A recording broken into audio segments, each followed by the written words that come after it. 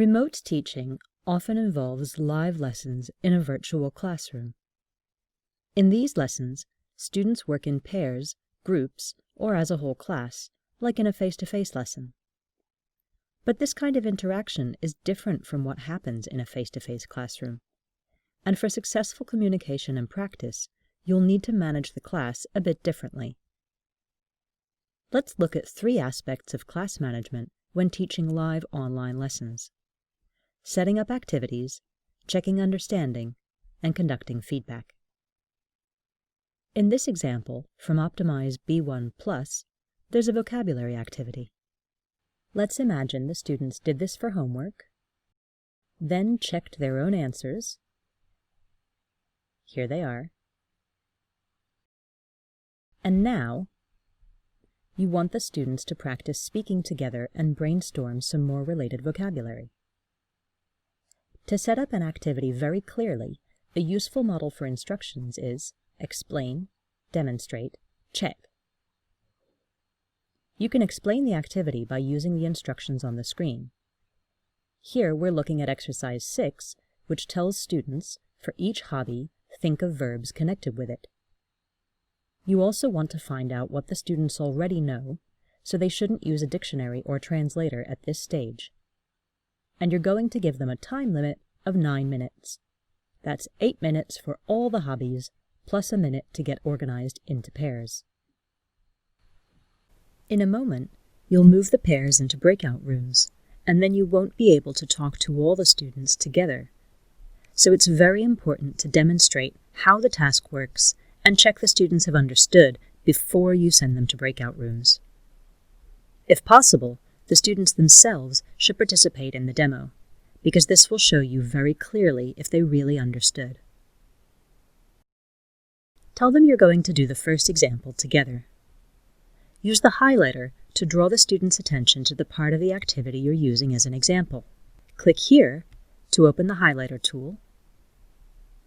Then select the words you want to highlight, and click here again to close the tool.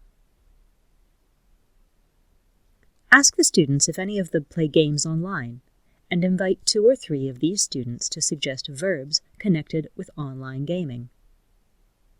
If they aren't sure or aren't confident, invite the other students to make suggestions. To make a suggestion, the students should turn on their microphone. One of the other students should listen and add their idea to a personal note on the screen. They can do this by clicking here and then here to place a note next to this hobby.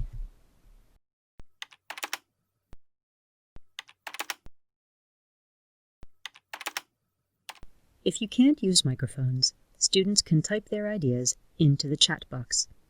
Using notes to type and save each other's answers on the screen makes sure the students really listen to each other during the speaking activity. It also means they have a written record which they can refer to after the activity when they share their ideas with the rest of the class. If it's possible to work together on the same screen, the students themselves should type these notes during the demonstration. Now it's time to check they've really understood how the activity works. As you check your instructions, it's helpful to add the answers on the screen. This provides a written record which students can look at during the activity if they forget something. You can use the highlighter and text box tools to do this. Click the highlighter or text box button and highlight or type the answers to the questions as the students answer them. You should check they understand the task, the timing, and any specific rules. For example, are they looking at all the hobbies in the table or just some? Are they brainstorming nouns, verbs, adjectives, or everything? Can they use dictionaries or translators?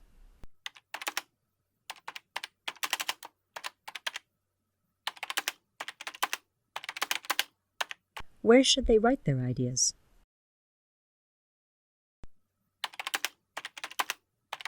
How long do they have?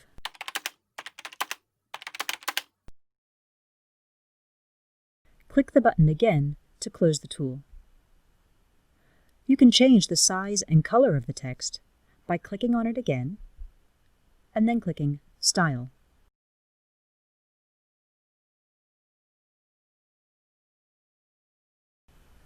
Click somewhere else on the page to stop editing the text. Now use the Timer tool to set a timer for 9 minutes. Click Start and put the students into their groups in breakout rooms to do the activity. In a face-to-face classroom, we use pair work quite often for just 1 or 2 minutes. But in a virtual classroom, it can take at least 1 minute just to move all the students into breakout rooms. You need to have enough time to monitor the groups before they finish their task. So it's a good idea only to use breakout rooms for longer interactive tasks and discussions, at least 7 or 8 minutes. After the activity, you'll work as a whole class again to conduct feedback. But in a live virtual classroom, it can be more difficult to take turns without several people talking at the same time.